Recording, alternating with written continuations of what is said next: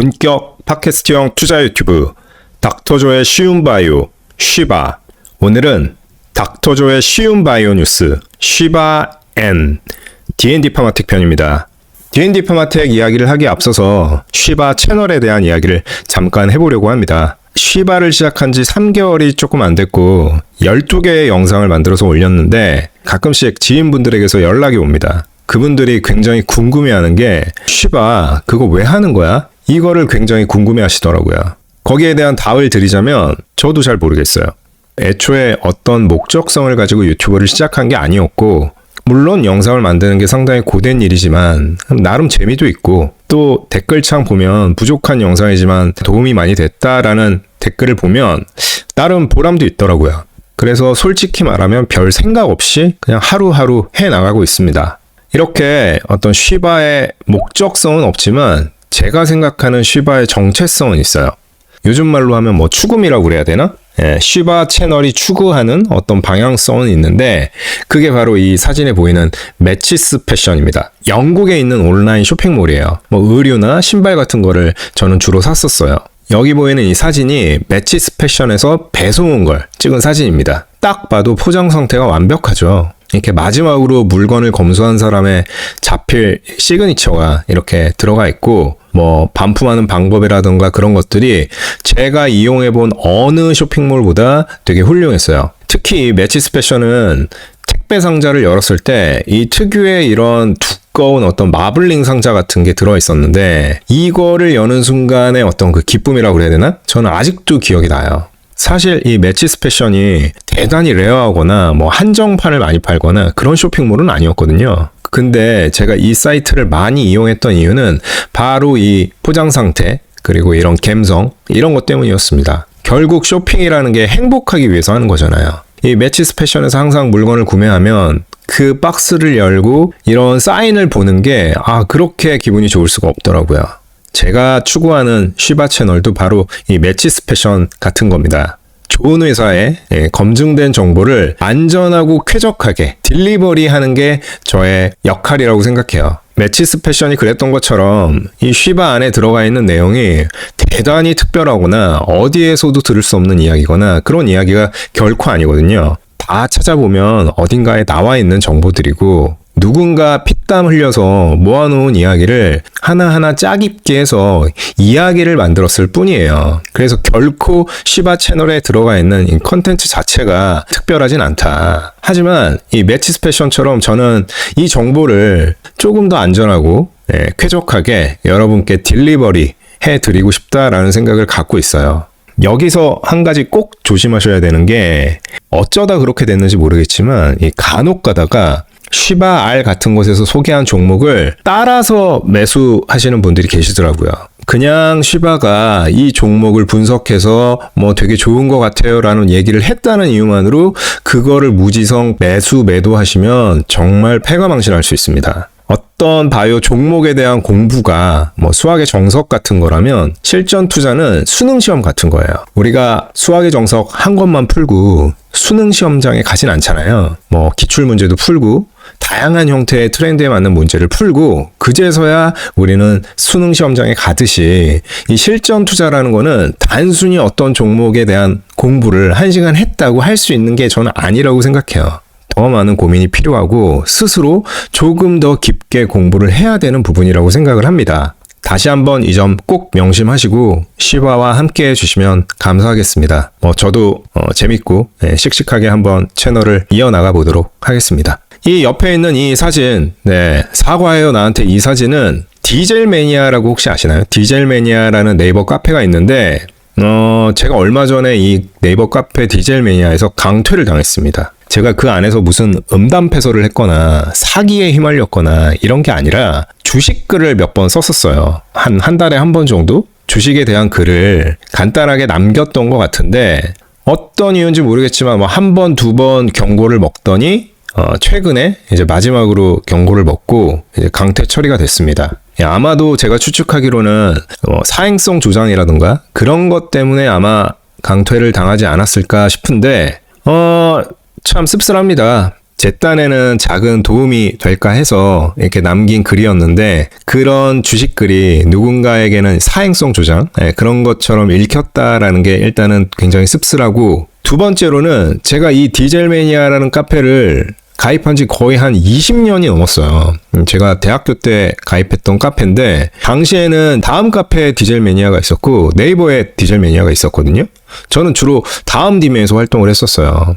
그때는 크림이나 이런 사이트가 없었기 때문에 신발이나 옷을 주로 사고 파는 그런 용도로 사용을 했었는데 그때 유명했던 브랜드가 뭐 디스크웨어드, 뭐 돌체앤가바나, 솔타시. 이 솔타시가 뭐냐면 이 솔리드 옴무, 타임 옴무, 시스템 옴무 이 옴무 시리즈 삼형제입니다. 이런 것들 유행했던 진짜 호랑이 담배 피던 시절부터 디젤 매니아에 저는 항상 있어 왔거든요. 그래서 나름의 애정을 갖고 있는 커뮤니티였는데 이렇게 나가게 돼서 상당히 안타깝습니다. 뭐 어쩌겠어요. 잘못했으니까 강퇴를 당한 거고 카페의 룰이라면 어쩔 수 없죠. 혹시 왜 요즘 그분 주식글 안 올리나요? 이런 글이 뭐 올라온다거나 하면 저의 죽음을 알려주시기를 바라겠습니다.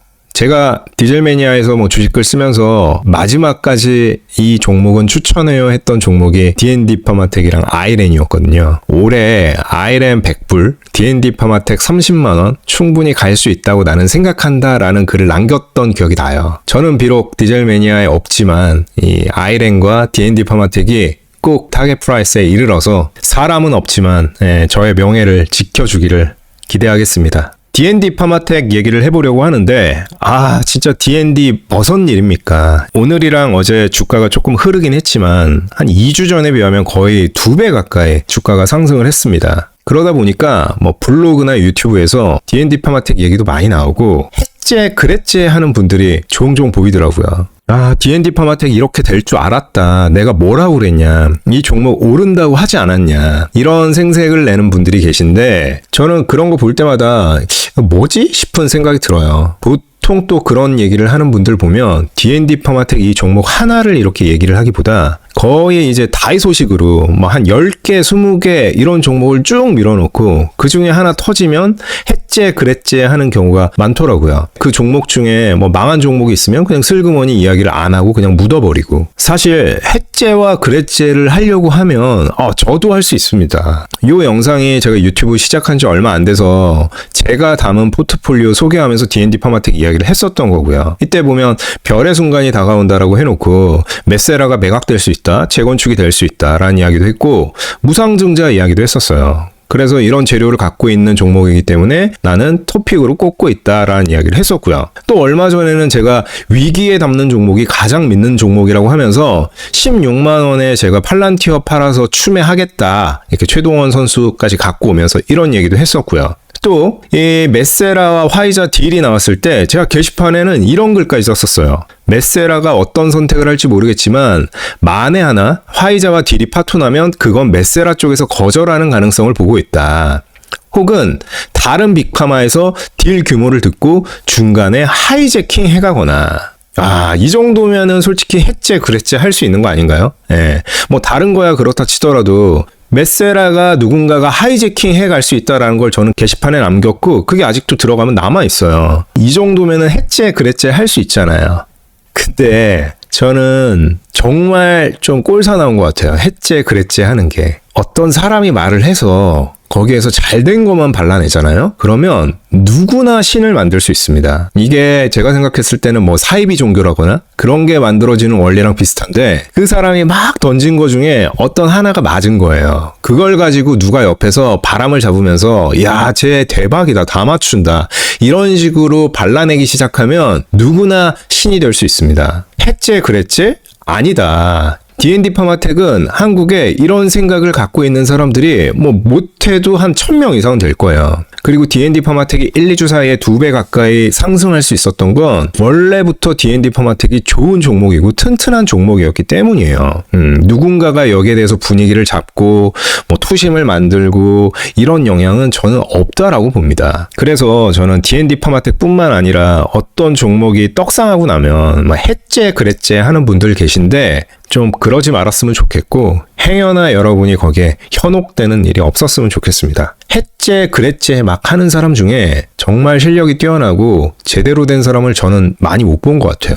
메세라 얘기를 한번 해봐야겠죠. 네, 메세라는 누구와 결혼하게 될까요? 우리는 메세라가 화이자와 결혼한 거라고 생각을 했었어요. 그런데 알고 보니까 이 노보노디스크가 메세라와 뒤에서 손을 이렇게 잡고 있었습니다. 여기 있는 이미지는 D&D 파마텍 오랄링크 이미지인데 요 며칠 사이 K-바이오를 정말 들었다 놨다 하는 이슈죠. D&D 파마텍이 기술 이전한 메세라를 두고 화이자와 노보노디스크, 빅파마 둘이 피를 튀기는 혈전을 벌이고 있습니다. 일이 이렇게 진행되다 보니까 이런 걱정을 하시는 분도 계세요. 이 화이자 노보 소송건이 D&D의 악재로 작용할 수 있지 않을까? 무슨 소송을 걸고 경고를 한다고 하고 시끌벅적하던데 이거 D&D 파마텍 주가에 안 좋은 거 아니에요? 라고 하는데 제가 생각했을 때 화이자 노보 소송은 D&D에게는 빅 호재예요. 극히 이례적으로 빅파마끼리 M&A 쟁탈전을 벌이고 있습니다. 몇 달 전까지만 해도 득보라고 불렸던 메세라라는 회사를 차지하기 위해서.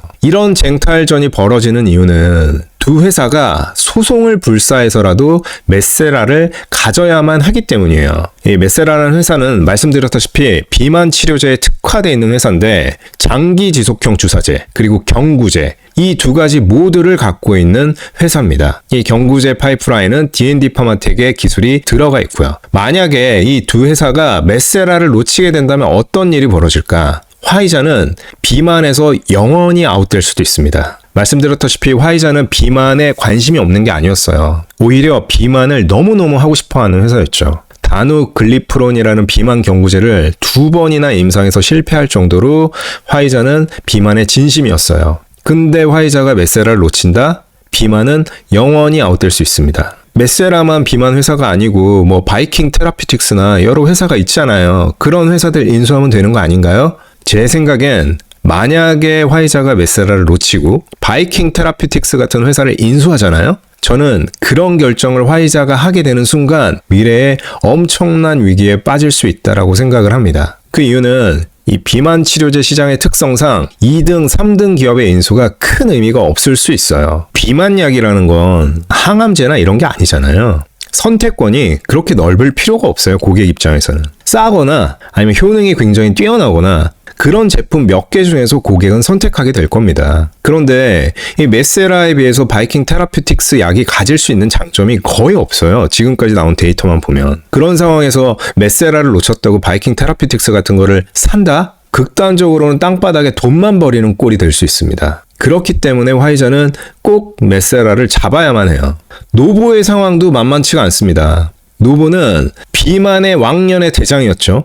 삼양라면을 최초로 만들었던 비만 시장의 퍼스트 무버였습니다. 그런데 어느 날 갑자기 신라면에 계란을 섞고 등장한 일라이 릴리라는 회사에게 비만왕의 자리를 넘겨주게 됐어요. 지금 일라이 릴리 주가는 거의 역사적 신고점에 가깝고 이 노보노디스크의 주가는 진짜 바닥이 어딘지 모르게 떨어지고 있어요. 거의 위고비가 처음 나왔던 시절의 가격으로 돌아가고 있습니다. 왜 그럴까요? 냉정히 말해서 노보노디스크의 대표적인 비만약 위고비가 엘라이 릴리의 마운자로나 젯바운드보다 나은 게 단 하나도 없습니다. 노보노디스크의 기술로는 엘라이 릴리를 이길 수가 없어요. 그런데 이 메세라가 뭘 갖고 있냐? 장기 지속형 주사제 기술도 갖고 있지만 결정적으로 D&D 파마텍의 오랄링크 기술이 입혀진 경구제를 갖고 있습니다. 이 비만 경구제 시장은 특별한 퍼스트 무버가 없는 시장이에요. 노보노디스크의 리벨서스가 있지만 오랄링크의 기술을 입힌 이 비만 경구제는 리벨서스보다 흡수율이 10배 이상 높을 걸로 기대되고 있어요. 비만 경구제의 왕좌의 자리를 노리는 약물이 바로 이 메세라의 경구제입니다. 만약에 노보가 메세라를 가져올 수 있다면 즉시 경구제의 퍼스트 무버로서 입지를 다질 수가 있고 일라이 릴리에게 복수하는 꿈만 갖고 있는 노보에게 강력한 무기가 돼줄 겁니다. 그래서 노보 역시 메세라를 절대로 놓칠 수가 없어요. 이렇게 화이자와 노보가 진심으로 피를 튀기면서 싸우고 있습니다. 이게 D&D 주주에게 악재일까요? 그렇지 않죠. 이런 싸움을 보고 있는 사람들은 어떻게 생각하겠어요?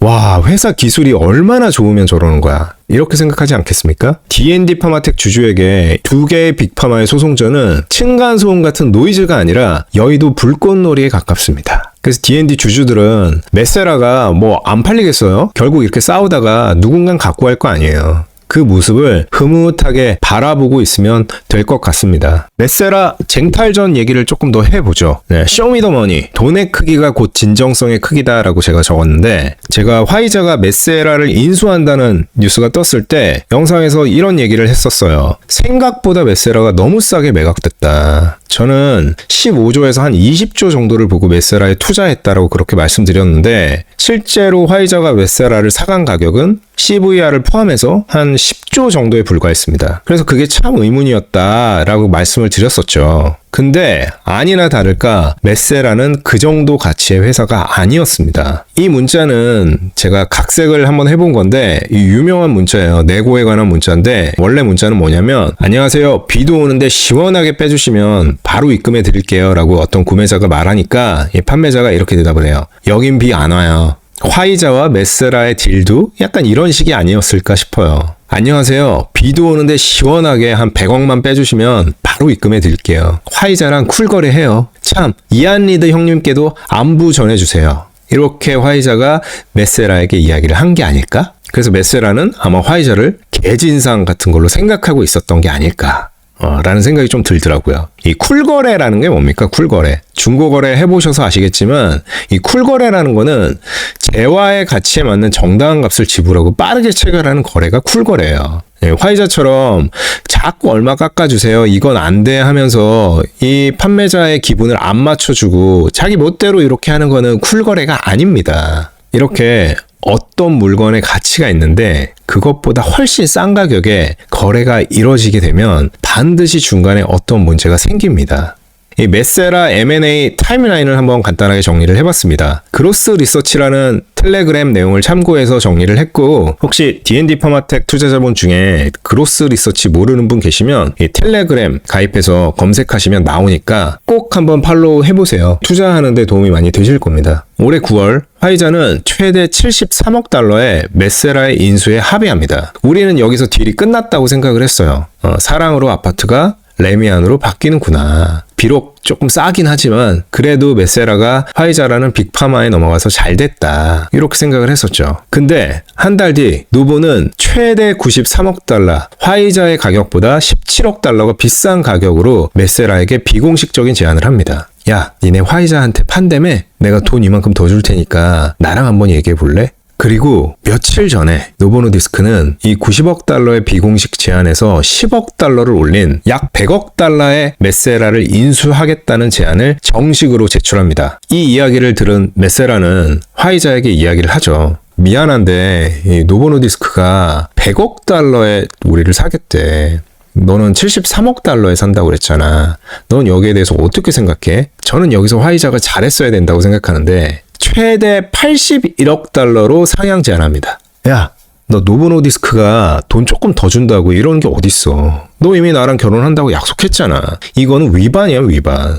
혼인빙자 간음죄 같은 거야. 나 계속 너 이런 식이면 신고할 거야. 그리고 우리가 조금 올려서 81억 달러 해줄게. 야, 노보노디스크 걔네 거파 되게 많이 내는 애야. 너 괜히 걔랑 엮였다가 메세라 팔지도 못하고 세대는 수가 있다? 근데 100억 달러에 사겠다는 사람이 있는데 81억 달러까지 올려준다라는 게 판매자 입장에서 이게 말이 됩니까? 말이 안 되죠. 거의 20% 가까이 차이가 나는 거잖아요. 당연히 메세라는 이사회를 열어서 노보노디스크의 제안을 우월한 제안으로 판단하고 화이자에게 통보합니다. 11월 5일까지 오퍼를 올려, 아니면 우린 노보노디스크 쪽으로 갈래. 화이자가 어떻게 했을까요? 물론 화이자도 노보의 제안에 맞서서 100억 달러로 상향 제안을 다시 했습니다. 근데 좀 이 과정이 구질구질했어요. 아, 그래? 우리도 100억 달러로 올릴게 라고 한 게 아니라 아까 말했듯이 이거 혼인빙자 간음죄야. 너 이거 우리 계약 파기하는 거야.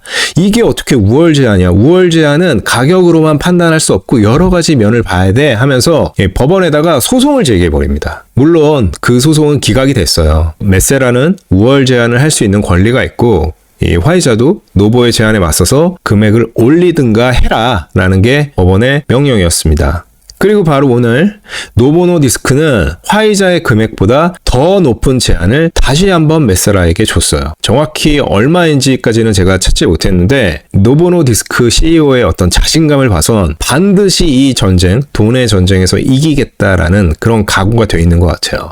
메세라 비딩 전쟁은 지금도 진행 중이고 73억 불에 거래가 완료됐다고 생각했지만 90억 불, 100억 불 그보다 높은 금액까지 지금 메세라의 가격은 올라와 있는 상태입니다. 이 분이 노보노디스크의 새로운 CEO고 어제 인터뷰에서 이런 말씀을 하신 겁니다. 야, 니네 메세라를 원하니? 그럼 주머니에서 돈을 꺼내가지고 더 높은 금액을 불러. 이거 자유경쟁이고 자유시장이야. 무슨 법원에다가 혼인빙자가늠죄니 뭐니 이런 구질구질한 행동을 하니. 표정 보이시나요? 약간 미소를 머금은.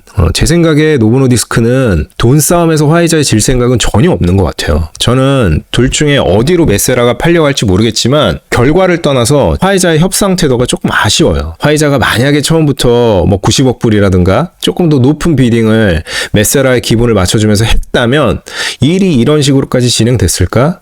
그렇지 않을 것 같은데. 이안 리드 형님께도 안부 전해주세요. 이렇게 화이자 전 CEO 이안 리드가 메세라에 있다고 그랬잖아요.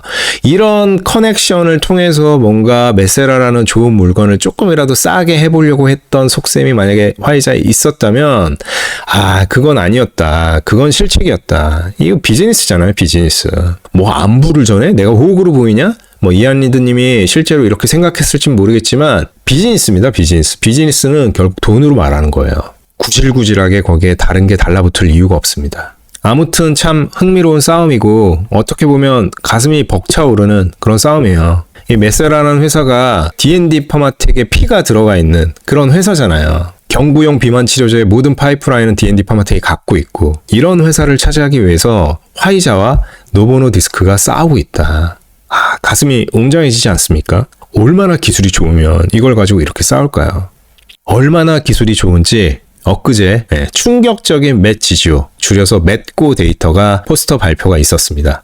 맷 지지오는 뭐냐면 메세라의 오랄 제형, 경구형, GG, GLP-1, GIP 이중작용제입니다. GLP-1, GIP 이중작용제 뭐죠? 터제파타이드.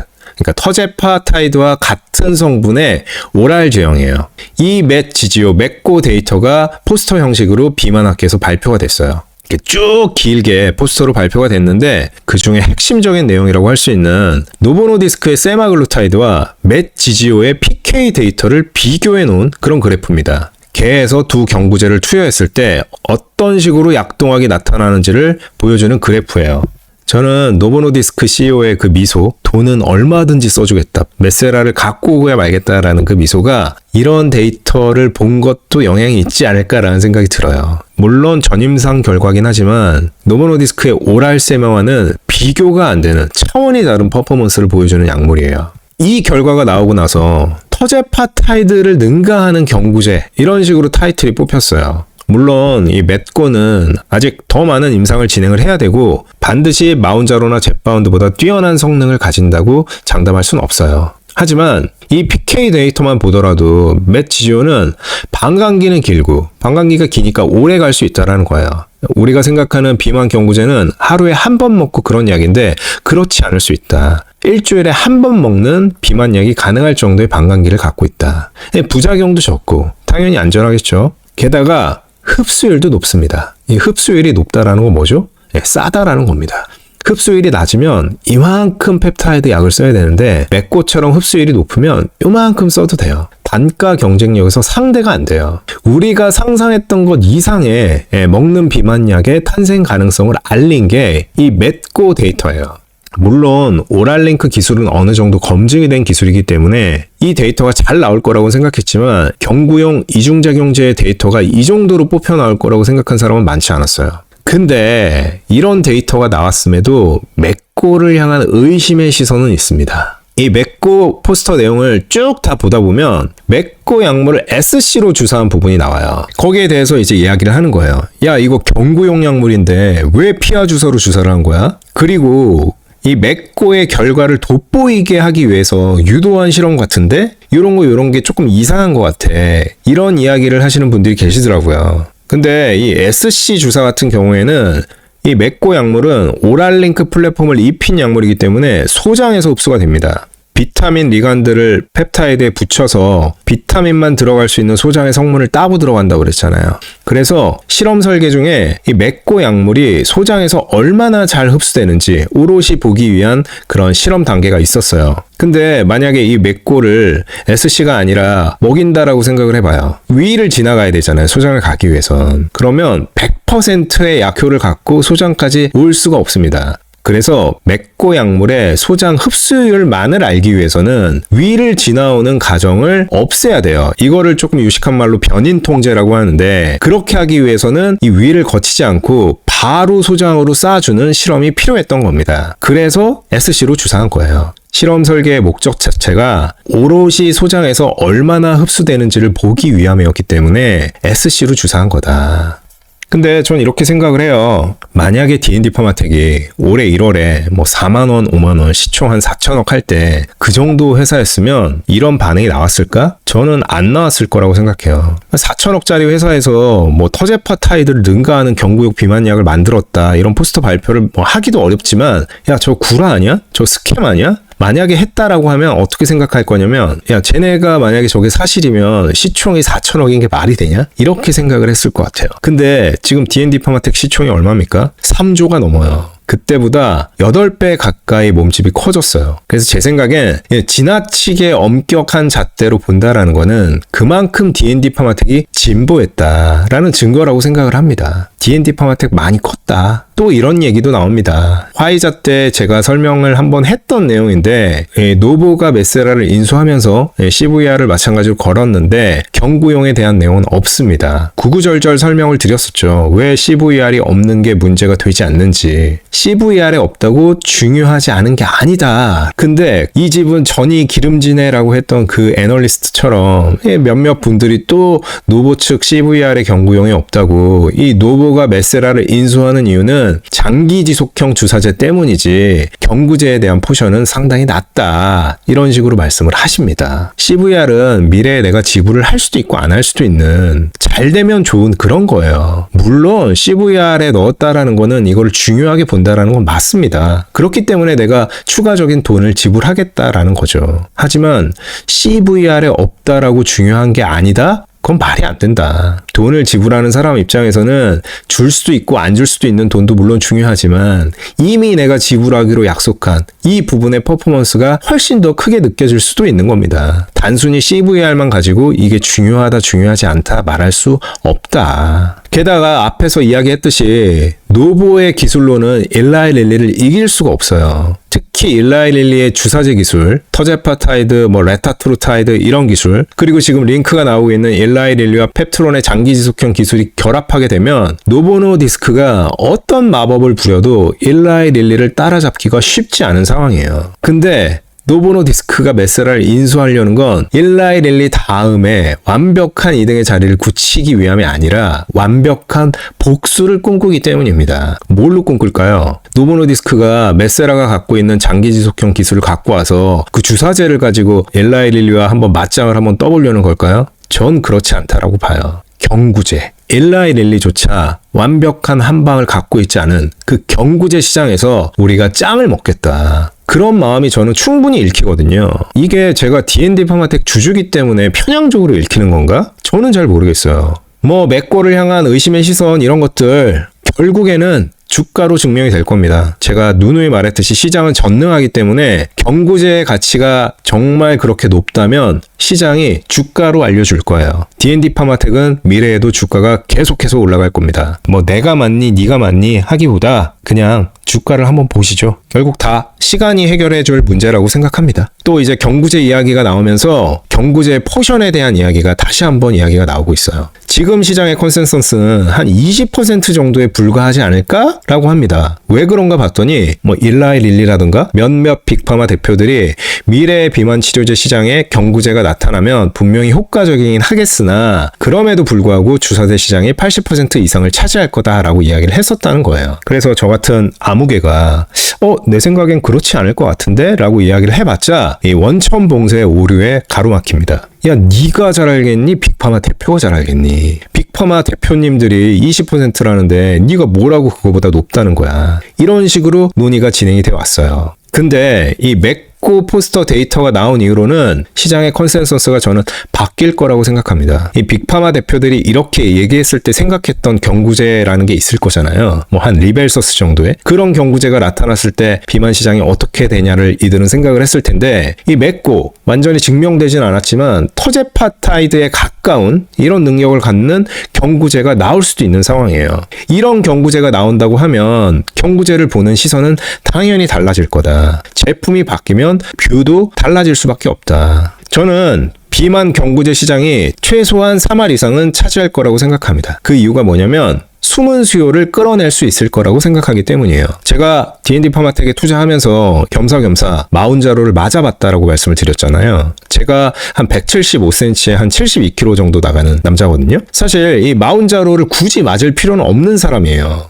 근데 이 마운자로를 맞아보니까 확실히 비만 치료제라는 게 대단하다. 아, 이런 효과를 줄 수 있구나. 미래에도 충분히 비즈니스가 되겠다라는 확신이 들었어요. 동시에 매주 한 번씩 내 배에 따끔한 주사를 찌른다라는 게 유쾌한 경험은 아니었어요. 제가 만약에 뭐 80kg, 90kg였거나 100kg가 넘었으면 뭐 이게 따끔거리는 주사 뭐 이런 게 뭐가 중요하겠어요. 살을 반드시 빼야 하는 상황인데. 그런데 이제 저 같은 사람들, 소위 말하는 패션 비만 있잖아요. 뚱뚱하진 않은데 조금만 살을 좀 줄이면 좋을 것 같은데, 근데 나이도 들고 술자리 자주 갔다 보니까 살을 뺀다라는 게 쉽진 않네. 비만 치료제 같은 게 있었으면 좋겠다, 이렇게 생각하는 사람이란 말이에요. 저 같은 사람은. 이런 사람들에게 마운자로 같은 주사제와 이 맺고 같은 경구제 중에 어떤 게 다가가기가 쉽겠습니까? 저는 지금은 마운자로를 맞지 않아요. 애초에 고도비만도 아니고 투자 시장에 들어오면서 한번 맞아봐야겠다라는 생각으로 맞은 거였기 때문에 더 이상 주사기를 제 몸에 찌르기는 싫었어요. 그런데 만약에 비슷한 효능을 갖고 있는 맺고 같은 제품이 시장에 나와 있다라고 하면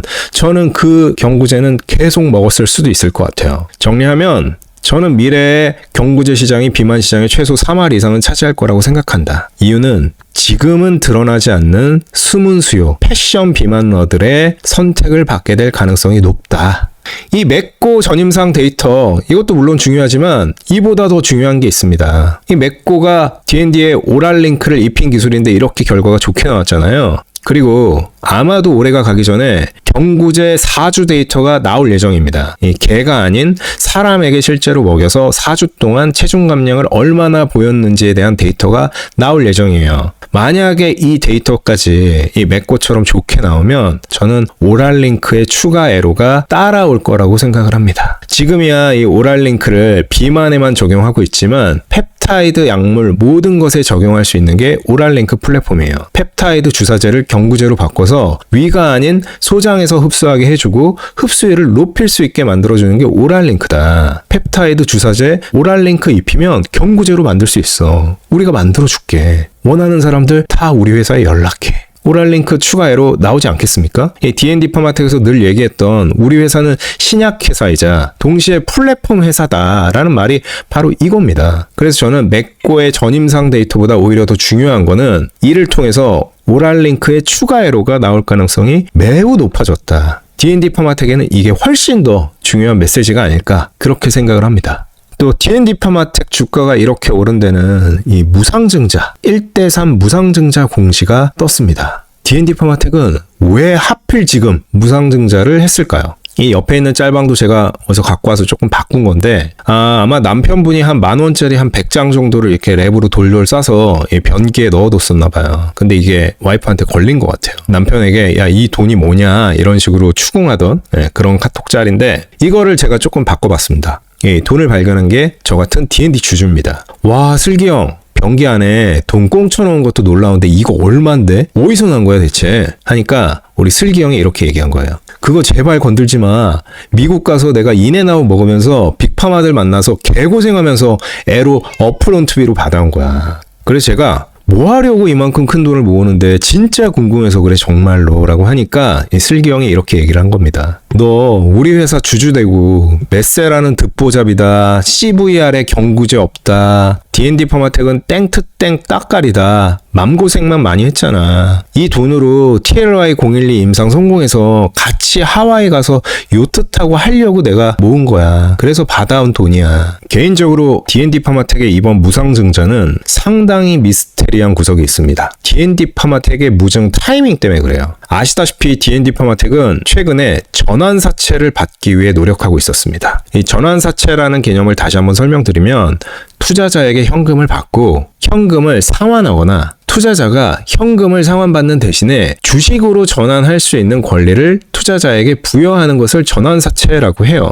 회사가 전환사채를 발행한다라는 건 돈이 필요하다라는 의미입니다. D&D 퍼마텍도 돈이 필요했어요. 왜? TLY012 임상에 돌입하기 위해서. TLY012가 뭐라고 그랬죠? F4, 섬유화의 마지막 단계, 경화증을 치료할 수 있는 약물입니다. 이미 IND 승인을 받아놨고 돈만 있으면 미국에서 바로 환자를 모집해서 일상에 들어갈 수 있는 약물이에요. 이 임상에 들어가기 위해서 D&D 퍼마텍은 돈이 필요했고 그래서 전환사채를 모집하고 있었습니다. 그런데 이 시점에 무상증자를 결정한 겁니다. 대체로 무상증자 후에는 단기 주가가 급등하는 경향을 보입니다. 다 그런 건 아니지만 많은 경우에 그래요. 그렇게 단기 주가 상승률이 높아지면 당연히 CB 자금 모집이 어려워집니다. 투자자 입장에서는 주가가 낮았을 때 주식 전환 가격을 부여받아야 나중에 이 주식이 많이 올랐을 때 시세 차익을 그만큼 크게 누릴 수 있잖아요. 그런데 이렇게 갑자기 단기간에 주가가 2배 정도 급등하게 되면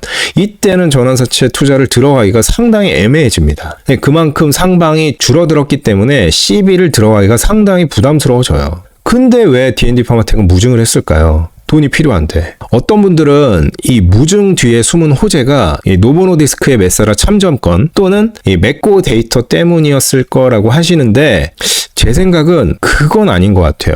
앞에서 말한 대로 D&D 퍼마텍의 무상증자는 이미 어느 정도 계획이 되어 있었습니다. 회사는 주주간담회를 통해서 무상증자를 위한 준비는 끝났고 무증의 적절한 시기를 고민 중이라고 수차례 밝혀왔어요. 이 말은 무상증자의 시기란 곧 적절한 시기고 이 적절한 시기는 아마도 큰 호재를 동반하는 시기일 것이다. 그럼 이 호재가 뭘까? 이 노보노디스크의 메세라 참전, 이 맥고 데이터 이런 거를 말할까? 물론 이런 좋은 뉴스와 좋은 데이터가 나오면 D&D 퍼마텍의 주가가 오르겠죠. 하지만 주가가 오른다고 당장 돈을 가져다 주진 못합니다. D&D 퍼마텍이 100만 원이 된다고 해서 회사에 들어오는 돈이 딱히 생기는 건 아니에요. 오히려 CB를 받기 위해선 주가가 어느 정도 눌려주는 게 회사 입장으로도 좋습니다. 그런데 왜 하필 지금 무상증자를 했을까? 저는 둘 중에 하나인 것 같아요. 전환사채가 필요했던 이유, TLY012 임상. 이 임상이 어떤 이유로 미뤄지거나 아마 유예가 됐을 가능성, 아니면 CB 자금이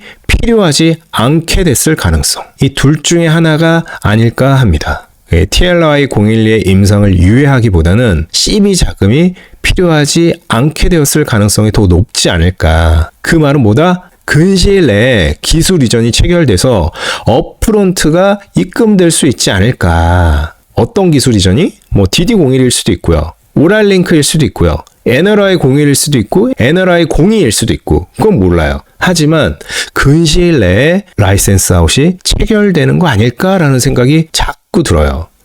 이렇게 중요한 시기에 우리 이슬기 대표님은 왜 미국에 가서 안 돌아오시는 걸까? 그리고 왜 이런 시기에 하필이면 무상증자를 했을까? 물론 이건 제 순도 100% 음모론에 불과합니다. 이렇게 안 될 가능성도 높아요. 하지만 주주로서 이런저런 행복 회로를 굴려보는 거죠. 슬기 형, 이거 돈 뭐야 이거? 건들지 마. 그거 내가 햄버거 먹고 받아온 거야. 뭐 하려고 이래? 너 하와이 요트 타게 해주려고 그러지. 이거 아닐까? 이 무상증자도 그렇지만 D&D 퍼마텍이라는 회사는 항상 주주들에게 힌트를 줘왔어요. IO 회사에 투자하기 어려운 이유가 눈에 보이지도 않고 딱히 매출이 발생하지도 않기 때문에 그 회사, 특히 대표를 믿을 수 있느냐가 중요하다라고 말씀드렸어요. 그런데 이 D&D 퍼마텍 같은 경우에는 대표의 말, 그리고 회사에서 했던 말들이 대부분 지금까지는 이뤄져 오고 있습니다. 말했듯이 무증 준비는 모두 끝났고 적절한 시기를 기다리고 있다. 이 흑백 프린팅을 나눠주면서 주주 간담회를 진행하면서 직접 회사가 한 말이에요. 실제로 무증이 나왔죠. 또 메세라에서 깜짝 놀랐던 것처럼 지알파에서도 깜짝 놀랄 것. 이 원리버 유튜브에서 했던 말인데 이 지알파가 뭐냐면 D&D 파마텍의 관계사입니다. 지알파 테라피틱스라는 회사가 있는데 알파 방사선 동위원소 활용 표적형 방사선 항암 치료제를 개발하는 회사예요. 그런데 이슬기 대표님이 직접 육성으로 이렇게 말을 했습니다. 메세라에서 깜짝 놀랐던 것처럼 지알파에서도 깜짝 놀랄 거다. 굉장히 훌륭한 사람들이 이 회사에 합류해 있고 지금은 비록 말할 수 없지만 아마도 모두 깜짝 놀라게 될 것이다. 그리고 그로스 리서치 유튜브에서는 볼테드 시퀀싱에서 연말까지 가시적인 성과가 나올 수 있다라고도 말씀하셨어요. 이 볼테드 시퀀싱은 D&D 파마텍의 자회사입니다. 몇 달 전에 D&D 파마텍이 CB를 받은 적이 있는데 그 CB의 대부분의 자금이 이 볼테드 시퀀싱의 지분율을 강화하는 데 들어갔어요. 이 회사는 AI 기반 단일세포 유전자 빅데이터를 구축하고 그것의 분석을 통해서 퇴행성 뇌질환 유전자를 분석하는 회사예요. 이슬기 대표님이 부교수로 재직했던 존스 호킨스의 테드 도슨 교수님이 여기에 합류해서 실제로 사업을 진행 중에 있습니다. 그리고 마지막 DD01 기술 이전을 올해 안에 체결하는 게 회사의 목표다. 여기저기 각종 인터뷰에서 말씀을 하셨고요. 실제로 DD01 기술 이전이 올해 나올 수도 있고 내년으로 넘어갈 수도 있지만 어쨌거나 이슬기 대표님과 회사의 생각은 이렇다라는 거예요. 이렇게 믿을 수 있는 사람과 믿을 수 있는 회사가 해온 얘기들이 있고 또 왜 하필 무상증자가 지금 나왔을까라는 걸 생각해 보면 어쩌면 이런 모습을 생각할 수 있겠다 하는 거죠. 홍 부사장님 지금 하고 계시는 CB 작업 다 홀드하시고 볼테드 시퀀싱, 지알파 테라피틱스, NLI01, 02 다 진행시켜 주세요 라고 말을 하지 않았을까 미국에서? 이것도 소설이지만 저는 충분히 가능성이 있는 일이라고 생각합니다. 왜? 믿을 수 있는 사람이 그렇게 얘기를 해왔으니까. D&D 파마텍의 남은 모멘텀입니다. 정말 어느 것 하나 걸을 타선이 없다라는 말이 딱 맞는데 이 옆에 보이는 사진은 2006년도에 월드 베이스볼 클래식에서 미국 대표팀의 타순이에요. 여기에서 명예의 전당에 들어갈 사람만 몇 명입니까? 데릭 지터, 켄 그리피 주니어, 알렉스 로드리게스, 치퍼 존스 한 명 건너뛸 타순이 없어요.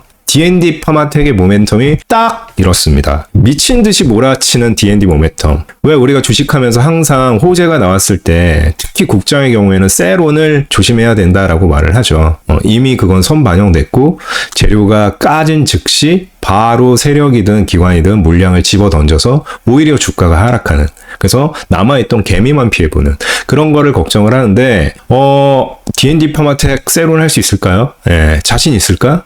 저는 쉽지 않을 거라고 봅니다. 남아있는 모멘텀을 하나하나 보죠.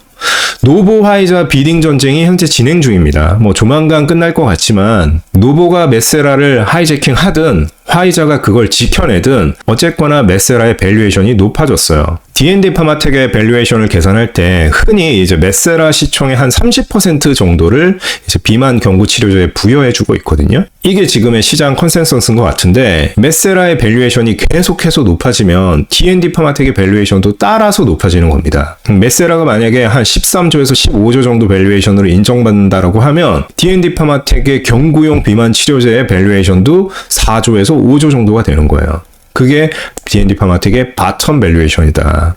왜? D&D 파마텍은 경구용 비만 치료제만 있는 회사가 아니잖아요. 메쉬 있죠. 오랄링크 있죠. NLI0102 있죠. TLY012 있죠. 아까 말했던 자회사들 있죠. 이거는 쉽지 않다. 여기에서 세론을 낸다? 지금 D&D 파마텍이 많이 올라갔자 3조 정도인데 이 깔고 가는 밸류에이션이 이렇게 올라가 버리면 세론을 하기가 쉽지 않을 거다. 또 이제 바이오 유럽 2025 비만 당뇨 학회 같은 이제 굵직한 학회들이 진행됐거나 진행되고 있습니다. 맥고 포스터 발표도 이 비만 당뇨 학회에서 나왔고요. 제가 큐리옥스하면서도 말씀드렸지만 이 의학계라는 곳이 이 학회 이런 게 굉장히 모멘텀이 커요.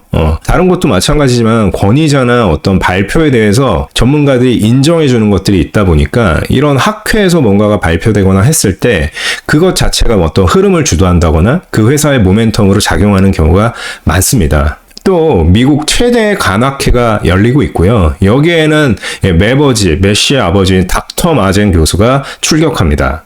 굵직한 메시 양마다 관여해서 자문도 하고 조언도 해주셨던 그런 훌륭한 분이세요. 이 분이 DD01 데이터에 대해서 실제로 발표를 하게 됐습니다. 물론 우리가 이미 알고 있던 데이터고 뭐 특별히 새로운 얘기가 나오지 않더라도 어쨌거나 닥터 마젠 같은 유명한 분이 이 학회에서 실제 발표를 해준다라는 것 자체가 관심을 고조시킬 수 있다. 그리고 에로에도 어느 정도의 영향을 줄 수 있다.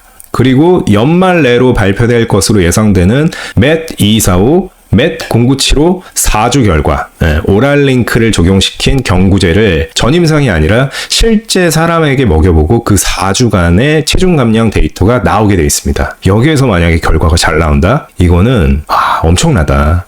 오랄링크 확인사살, 오랄링크 애로 가능하고 미래의 D&D 파마텍이 만든 경구제 약물의 또 기대감이 엄청나게 높아지는 계기가 될 겁니다. DD01 포함 불시의 추가 애로가 나올 수 있고요. 무상증자를 지금 왜 했을지 미스테리다라고 말씀드렸어요. 이럴 가능성이 저는 적지 않다라고 봅니다. 앞에서 말씀드렸던 볼테드 시퀀싱, 지알파 테라피틱스, 아직은 많은 정보가 공개되어 있지 않지만 깜짝 놀랄 소식, 좋은 소식들을 기대해 달라라고 이슬기 대표님이 말씀하셨다. 빈말 안 하는 슬기 형이 얘기했으니까 뭐라도 있지 않겠습니까? 그리고 D&D 파마텍이 CB를 계속 받으려고 했던 이유, TLI 012, 일상 환자 모집이 돈이 들어오거나 자금의 여유가 생기면 바로 내년 초면 진행이 될 거라고 생각해요. TLI 012 F4를 치료할 수 있는 경화증 치료제인데 최근 메시딜이 FGF21 타겟에서 굉장히 크게 많이 나왔다고 말씀드렸죠. 아키로, 팔구바이오 전부 다 FGF21이었다. D&D 파마텍이 누구보다 그걸 잘 알고 있을 거예요. 왜냐하면 메시 세일즈를 하고 있기 때문에. 그러면 슬기 형은 무슨 생각을 했을까요? F4? 그거 TLI 012로 하면 우리가 더 잘할 수 있을 것 같은데, 그런 생각을 굉장히 많이 하지 않았겠습니까? 이렇게 비싸게 팔려나가는 거 보면서. 이 TLI 012도 FDA에서 굉장히 편의를 봐준 약물이기 때문에 미래가 촉망되는 임상이다. 요즘 트렌드에도 맞고 아마도 좋은 결과가 나오지 않을까, 그렇게 생각해 봅니다. 그리고 이건 좀 기술적인 문제지만 무상증자 권리락 날짜가 다가오고 있어요. 무상증자에 따라서 주가는 오르기도 하고 내리기도 하고 많은 분들이 무상증자를 계속 들고 가냐 이런 고민을 하시는 것 같은데 저는 잘 모르겠습니다. 실제로 저는 무상증자가 나온 주식을 경험해 본 적이 없고요. 권리락 당일을 기준으로 주가의 변동성이 커질 수 있다는 건 알지만 기술적으로 어떻게 하겠다라는 생각은 없어요. 아마도 지금 생각 같아서는 99.9% 그냥 가만히 있을 것 같아요. 내가 뭘 알아야지 주식을 탔다 내렸다 하지, 그런 것도 모르면서 어떻게 하겠어요. 그냥 회사가 좋은 거 믿고 D&D 모멘텀을 믿고 그냥 엉덩이 투자하는 거지. 마지막으로 이제 12월 FOMC 금리 결정이 있는데 지금 이렇다 저렇다 말이 많지만 어쨌거나 패드워치상으로는 67% 확률로 금리 인하 가능성을 보고 있어요. 만약에 12월에 금리 인하가 되지 않더라도 지금 미국 고용시장 굉장히 안 좋다라는 얘기 많이 나오잖아요. 그리고 내년이면 연준 의장이 바뀔 겁니다. 금리가 안 내릴까요? 장기적으로? 그러면 당연히 바이오에 좋을 수밖에 없다. D&D 파마텍에게도 좋겠죠. 보다시피 이렇게 미친 듯이 몰아치는 D&D 모멘텀이 있습니다. 미국의 타선 못지 않아요. 걸러갈 모멘텀이 없어요. 세론 저는 쉽지 않을 거라고 봅니다. D&D 파마텍에 대해서 제가 계속 이렇게 얘기를 하면 성질이 급하시거나 장기 투자를 많이 해본 적 없으신 분들이 계속 이런 질문을 하세요. 언제 팔 거예요? 그래도 언젠가는 팔 거 아니에요. 언제쯤 팔려고 하시는지 알려주세요. 그건 모르죠. 제가 어떤 꿍꿍이 속이 있어서 이런 말씀을 드리는 게 아니라 이 매도라는 거는 당장 내일 할 수도 있고 한 2, 3년 뒤에 할 수도 있고 그건 모릅니다. 왜냐하면 미래에 어떤 일이 생길지 모르기 때문에. 그치만 항상 이런 거를 사람들은 궁금해한다. 제가 디젤매니아에 글을 쓸 때도 그랬고 유튜브를 하면서도 밑에 달리는 댓글 보면 굉장히 많이 물어보시는 질문들이 있어요. 밑에 있는 짤방도 되게 유명한 짤방이죠. 개노답 삼형제라고 해서 이렇게 패러디에서 올라오고 했던 그런 짤방인데 개노답 삼형제라고 하기에는 좀 그렇고 주식판에 매번 비슷한 질문을 하는 삼형제가 있다. 주식판 삼형제? 삼형제 중에 첫째, 지금 사도 될까요? 삼형제 중에 둘째, 얼마까지 보세요? 삼형제 중에 막내, 언제 팔 생각이세요? 이 질문이 아마 가장 많이 올라오는 질문 3개라고 생각을 해요. 참 이런 질문을 볼 때마다 약간 답답함을 느끼는데 질문 수준이 낮아서 답답하다 이런 게 아니라 모르니까 이거에 대해서 누가 얘기를 해줄 수 있을까요? 지금 사도 될까요? 얼마까지 보세요? 언제 팔 생각이세요? 이거를 정확하게 얘기해 줄 수 있는 사람이 있을까요? 물론 친한 친구나 가족한테 이런 이야기를 할 수는 있겠지만 누군지도 모르는 불특정 다수에게 내가 뭐라고 책임질 수 없는 말을 하기가 좀 그렇잖아요. 물론 저도 뭐 D&D 파마텍 지금 저평가된 것 같다. 뭐 한 5조 이상은 해줄 거라고 생각한다라는 말을 하긴 하지만 밑도 끝도 없이 이런 질문이 들어오면 가슴이 턱 막혀요. 내가 답을 모르기도 하거니와 내가 이걸 어떻게 대답을 해드려야 되지? 이게 이 사람한테 어떤 영향을 미칠지 모르니까 굉장히 답답하다고요. 다만 우리가 주식 투자를 하는 거를 등산을 하는 과정에 만약에 비유를 해본다면 어떤 대략적인 원칙 같은 건 있을 것 같아요. 이 등산 중에 언제 우리는 하산해야 할까요? 저는 한 4가지 정도 경우가 있는 것 같아요. 첫 번째, 잘못된 등산로로 가고 있을 때. 잘못된 등산로로 들어섰으면 가봐야 뭐 하겠어요. 막장일 텐데. 잘못된 등산로라는 걸 알아차린 순간 그냥 바로 턴에서 내려와야죠. 저는 주식으로 치면 이게 기업의 펀더멘탈이 깨졌을 때라고 생각합니다. 예를 들어서 D&D 파마텍은 내가 이슬기 대표라는 사람의 전문성과 어떤 진실성을 믿고 투자한 면이 있단 말이에요. 근데 알고 봤더니 이 사람이 입벌구야. 이 사람의 지금까지 행동이 다 가식이었고 연기였어. 그럼 D&D 파마텍에 투자할 수 있을까요? 이거는 기업의 펀더멘탈이 깨진 거예요. 대표를 못 믿는데 기업을 어떻게 믿습니까? 두 번째, 등산 중에 체력이 바닥났을 때. 산을 이만큼 올라가고 있는데 내가 정상까지 갔다가는 못 내려갈 것 같은 거예요. 이러면은 중간에 내려와야겠죠. 이 경우는 저는 투자에서 자산 리밸런싱이 필요할 때라고 생각을 합니다. 예를 들어서 내가 주식 투자를 해서 쭉쭉쭉쭉 수익이 나서 어느 정도 올라왔어요. 내가 기대하는 수익은 이거보다 높아. 근데 이제 평소에 되게 사고 싶었던 상급지 부동산 매물이 나왔어요. 이게 굉장히 좋은 기회 같아. 근데 돈은 한정돼 있잖아요. 내 모든 자산이 주식에 들어가 있다고요. 그러면 주식을 팔아야겠죠. 내가 돈이 엄청 많은 사람이었으면 이것도 사고 여기에도 살 수 있겠지만 그게 아니잖아요. 체력이 부족할 때는 내려올 수도 있다. 세 번째, 더 올라가 봐야 별게 없을 때, 뭐 산을 계속 올라가고 있는데 뭐 뻔해. 그리고 지도를 봐도 뭐가 없어. 위에 뭐가 있다고. 한 200m 더 가야 되는데 이런 산을 올라가는 게 의미가 있을까? 뭐 정상의 풍경이나 그런 걸 봐도 별게 없을 것 같은데 내려오는 게 나을 수 있죠. 이거는 주식으로 치면 회사의 재료가 소멸됐을 때, 더 이상 이 회사에게 기대할 수 있는 게 별로 없을 때, 이때는 매도할 수 있다라고 생각합니다. 마지막, 다른 산의 경치가 더 멋져 보일 때, 내가 이 산을 쭉 올라가고 있는데 이 산에 올라가는 중에 보니까 저 반대편에 있는 산이 너무 멋있어 보이는 거예요. 내가 지금 이 산을 올라가고 있을 게 아니라 내려가서 당장이라도 저 산을 올라가는 게 훨씬 오늘을 행복하게 보낼 수 있을 것 같아. 그러면 내려와야죠. 더 확실한 종목을 만났을 때, 업사이드가 더 크고 더 안전한 종목을 만났을 때 우리는 매도할 수 있다고 생각합니다. 저는 이 4가지 이유 중에 보통은 마지막 이유 때문에 주식을 매도를 해요. 아마도 D&D 파마텍도 그럴 것 같아요. D&D 파마텍보다 더 멋진 산이 보인다, 더 안전하고 더 행복함을 느낄 수 있는 산이 보인다라고 하면 그때는 매도가 가능할 수 있습니다. 그럼 지금 D&D 파마텍에서 하산해야 되나? 저는 아니라고 생각합니다. 아까 말했죠. 미친 듯이 쏟아지는 D&D 모멘텀. 아직 남은 재료가 너무 많아요. 조금 더 오르면 이 물맛이 끝내주는 약수터도 있고 쭉 쉬어갈 수 있는 벤치도 있고 의리의리한 전망을 자랑하는 전망대도 있어요. 그게 내 생각이 아니라 지도에 어느 정도 표시가 돼 있어. 뭐 50m 올라가면 약수터, 100m 가면 벤치, 200m 가면 전망대라고 지도에 나와 있어요. 이렇게 나와 있는데 지금 하산한다고? 조금만 더 가면 이런 것들이 나오는데 그건 좀 아니지 않나? 라는 생각이 들어요. 그리고 결정적으로 D&D 파마텍을 최초에 제가 매수했던 이유가 있을 거잖아요. 앞으로 비만 경구제 시장이 굉장히 커질 것 같고 이 오랄링크라는 기술이 되게 뛰어난 기술이고 이 회사가 갖고 있는 파이프라인이 매력적이고 이슬기 대표라는 사람이 믿을 수 있는 사람 같다. 이 최초에 매수했던 이유들이 있는데 이게 사라지거나 변했나? 라고 보면 그렇지 않다. 그럼 이 질문에 답을 할 수 있어야 되죠. 그럼에도 지금 매도하는 이유가 뭐냐? 이유가 있어야 될 거 아니에요. 이 4가지 중에 없다. 펀더멘털이 깨졌냐? 아니요. 자산 리밸런싱이 필요하냐? 아니요. 회사의 재료가 소멸됐냐? 아니요. 더 확실한 종목을 만났냐? 아직은 모르겠어요. 그럼 매도를 해야 하는 이유가 없는데 매도를 왜 하겠습니까? 저는 이렇게 생각을 해요. 어떤 산에 단지 높이 올라갔다라는 이유만으로 하산을 해야 된다라고 하면 우리는 영원히 산의 정상에는 닿지 못할 겁니다. 기왕 이 산에 올라갔으면 정상을 한번 밟아야지. 그래도 계속 올라가다가 산이 험준한데 뭐 조난당하거나 못 내려오면 어떡해요. 이런 말씀들 하실 수 있는데 너무 험준하고 조난당할 수 있는 산이라면 올라가면 안 되죠.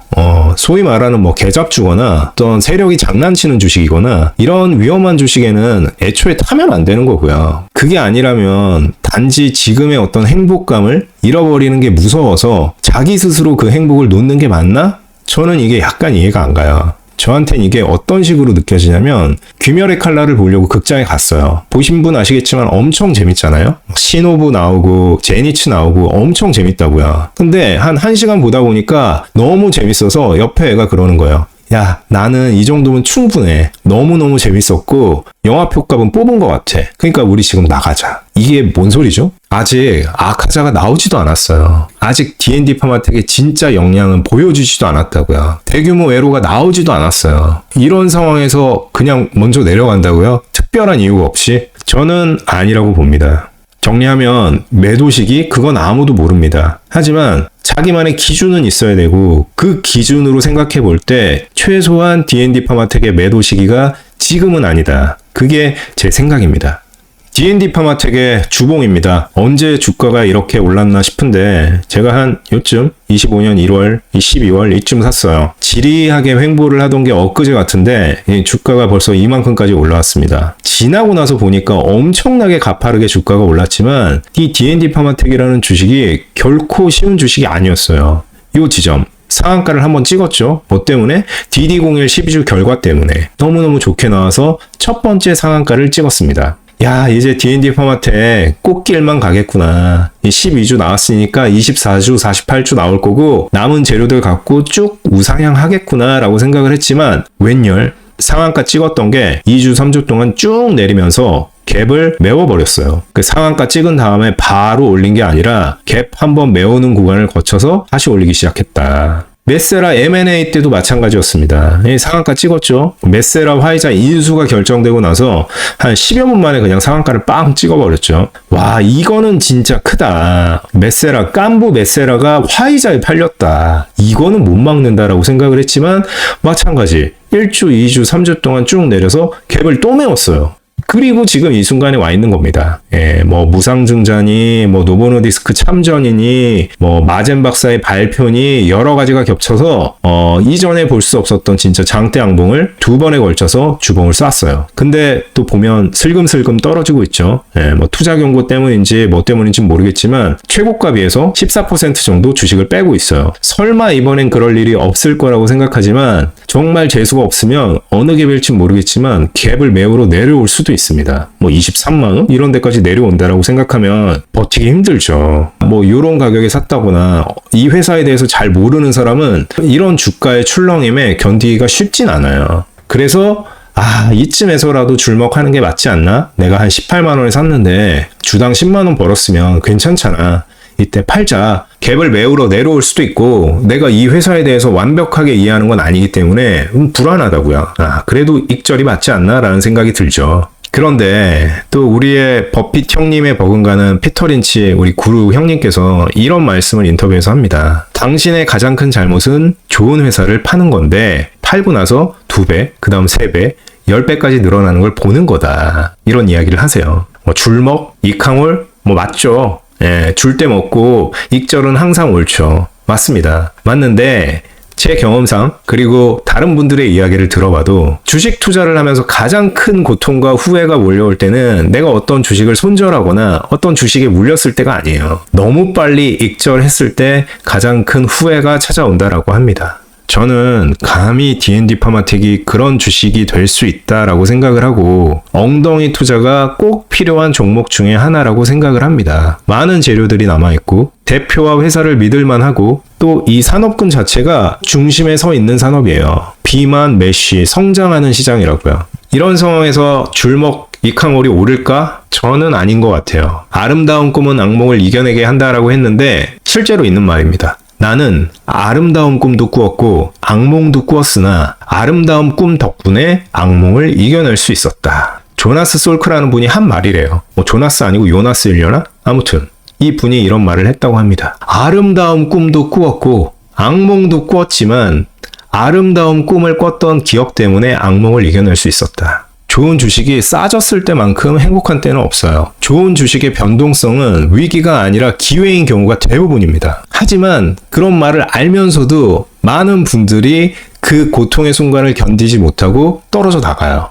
이강호를 하면서. 그분들이 꾸었던 악몽이 얼마나 엄청난 고통을 수반했는지는 모르겠으나 제 경우에는 만약에 이 종목이 좋은 종목이 맞다면 대부분은 악몽은 곧 지나가고 아름다운 현실이 왔었던 것 같아요. D&D 파운텍처럼. 이 갭 메울 때 얼마나 슬펐겠어요. 상한가 친구를 다 뱉어내네. 화이자 메세라는 어떻게 된 거야? 근데 어떻게 됐습니까? 지금 30만 원이잖아요. 34만 원까지 갔다가 떨어져서 30만 원이에요.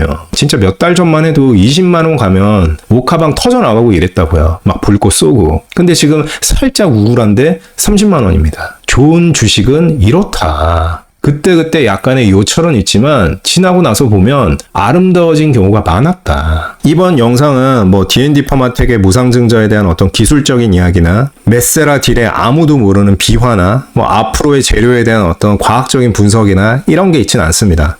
제가 생각하는 이 영상의 목적은 제가 너무 아끼는 친구, 지인, 가족들이 이 D&D 파마텍이라는 산에 올랐다가 너무 행복해하면서 하산하려고 하는 거예요. 근데 제가 그분들 바지끄댕이를 붙잡는 겁니다. 지금 내려간다고?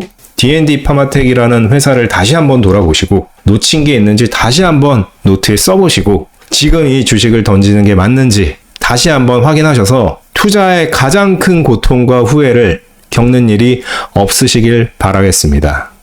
이상으로 닥터조의 쉬운 바이오 에피소드 13 D&D 파마텍 편을 마치도록 하겠습니다. 모두 건강 조심하시고 다음 주에도 유익한 바이오 영상으로 찾아뵙도록 하겠습니다.